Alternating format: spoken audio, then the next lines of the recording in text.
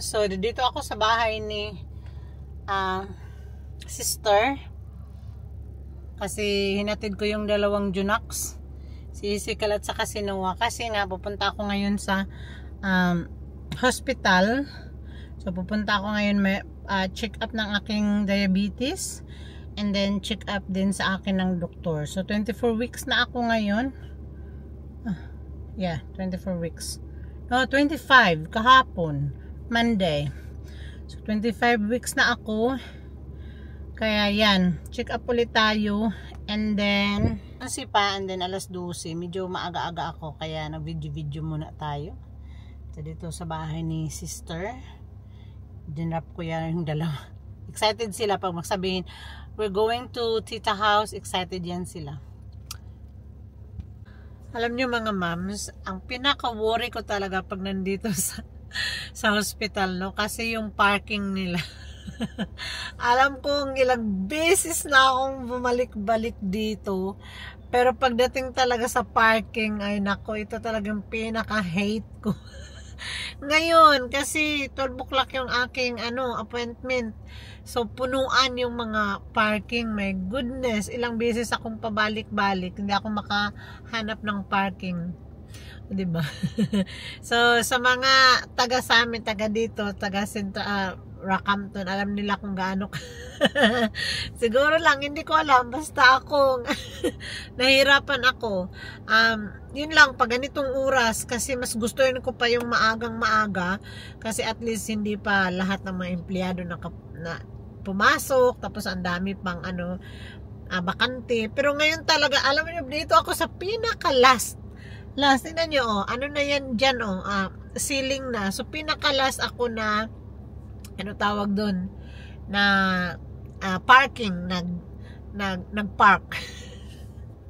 I just ko talaga, oh my goodness, ay, hindi ako magaling talaga parking, my goodness, ewan ko ba, pero okay naman, nakaka-survive naman ako.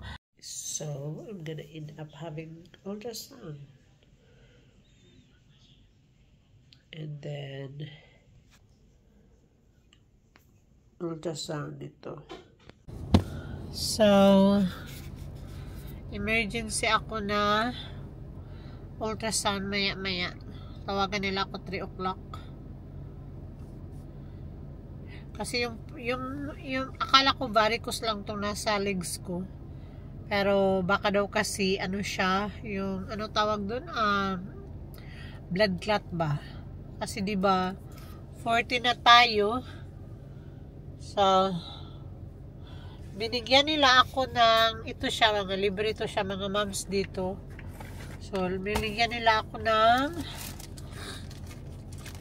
stockings ito. Bibili anti-embolism stockings yan. Binigay nila yan sa akin. So libre yan siya. Pwede daw itong malabhan. So, everyday ko daw itong susuotin. Yan. And then, so, meron na naman akong another blood test. Yes, meron na naman akong blood test. And then, meron akong binigyan ako nila ng resita. Prescription para sa anti-blood clot. Para hindi ako magka-blood clot mga moms, kasi daw yung 40 years old na, syempre prone yan sa blood clot. Tapos pagkatapos niyan, syempre may nakita sila dito na parang sign na baka daw blood clot. Hindi sila sure kung blood clot siya, kaya ang gagawin nila ay lang talaga, ipa-ultrasound ako. So mamaya, anong oras na? 1:00, 3 o'clock, tawagan ako nila ang mag-ultrasound, papuntahin nila ako dito. Hindi ko alam ngayong hapon or bukas ng umaga, basta 3 o'clock kasi daw yung nila, yung available.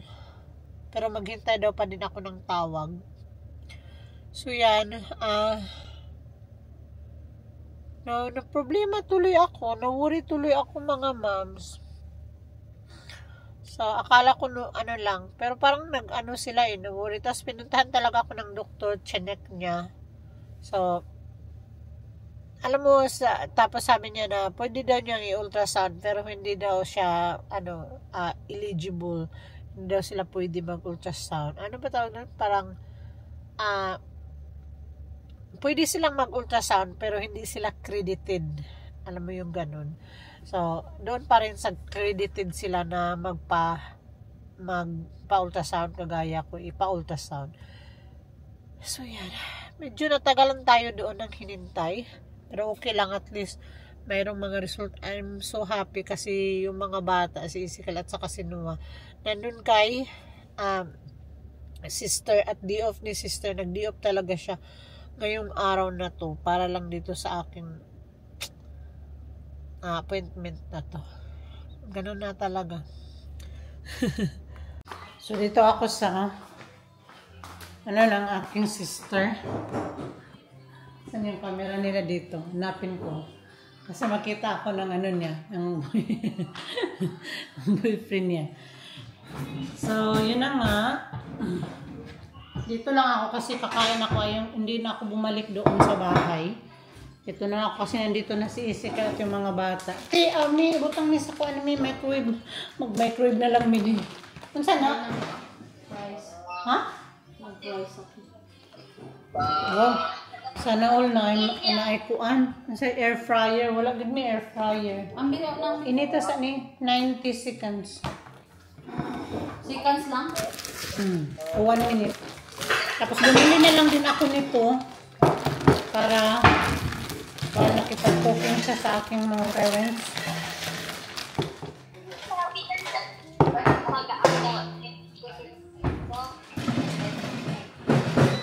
So, tumawag na sila sa akin. 3:30 yung aking appointment. 3:40. 2 o'clock na. Hindi kami. Dili ganahan sila. Ayaw, pag daghana kay si di ganahan.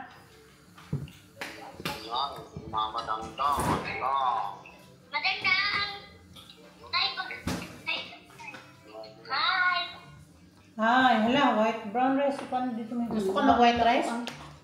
Gusto ka mag nabuak? Gusto ka mag Bago sa mga tao. nakadamage na ako ang mga anak. Na. Na dito sa gawas. Nakadamage na ako mga anak.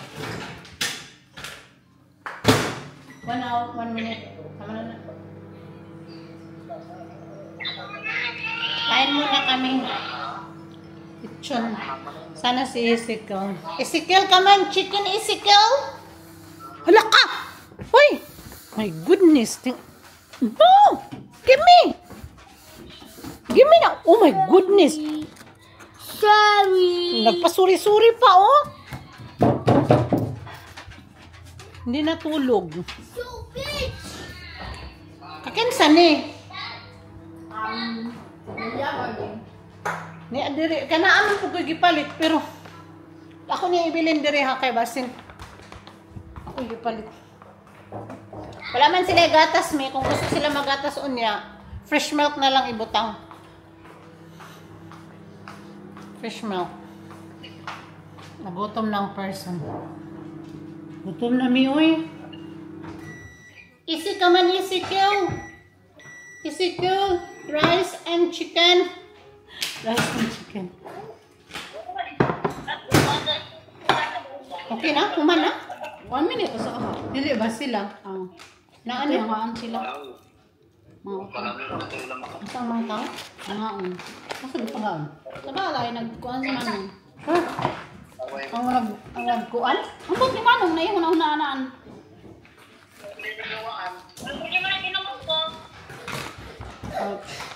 Gusto ko white rice? Pero na. Ano na? Mga una may mga person. Asa to? Kaya mabalik na po kong drive. Pabalik na naman ako mag-drive. Siya nag-drive? Oo, marunong pa pa nag-drive. Yes! Picture kami.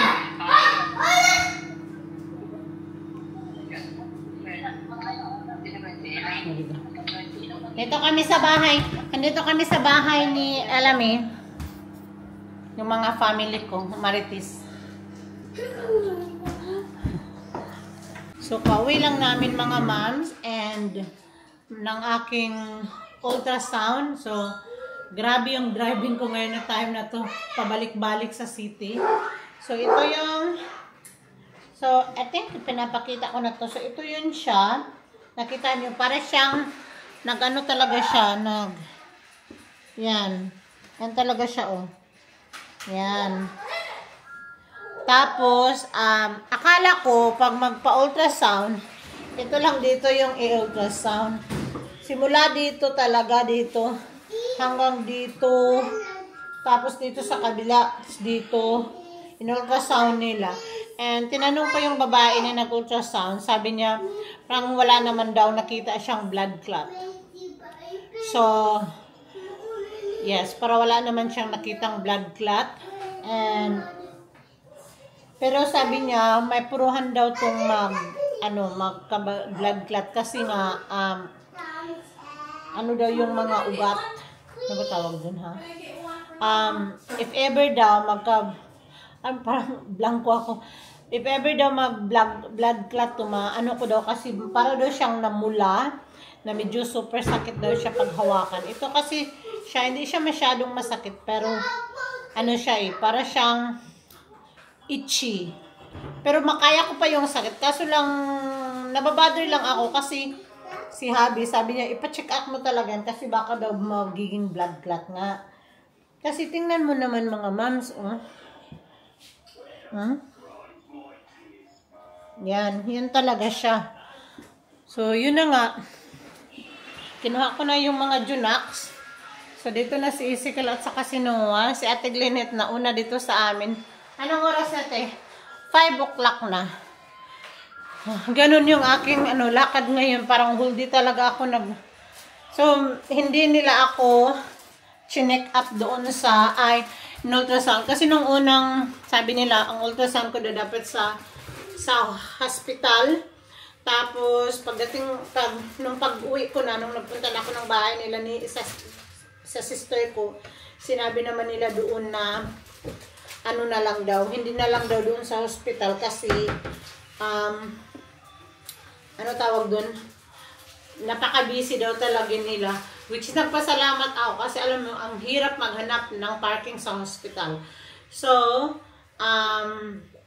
minove nila ako dito naman sa may Stockland, sa Rakamton pa din. So, doon naman ako, which is from 3:30, ginawa nilang 3:40. So, nakapag-drive pa ako. Nabusog pa ako kasi galing ako kay sister. And then, yan. So, kanina, pag alis ko, nag-grocery ako ng kunti. So, ito yung nag-grocery ko. So, kalimutan ko pang bumili na. Kasi walang gatas yung mga bata si Inoa. Isa na lang yung gatas. At, alam mo, pag si Abby, mainis, ayaw niya isa na lang yung gatas. So, bumili pa ako ng gatas ni Noah. Tapos, bumili na lang ako ng kamote kasi mag-mash sweet potato kami ngayon. And then, bumili na lang nito. Bago ako pumunta kanina kay sister, kasi iniisip ko, bukas pala ay ni Isikal, kindi niya, at bukas ay magba-blood test din ako. So, yan. Puno pa din yung ating, tawag dun? Yung ating schedule bukas. So, yan mga ma'am. Thank you for watching. This is Mercy Suarez. Don't forget to like and subscribe sa our YouTube channel. Bye.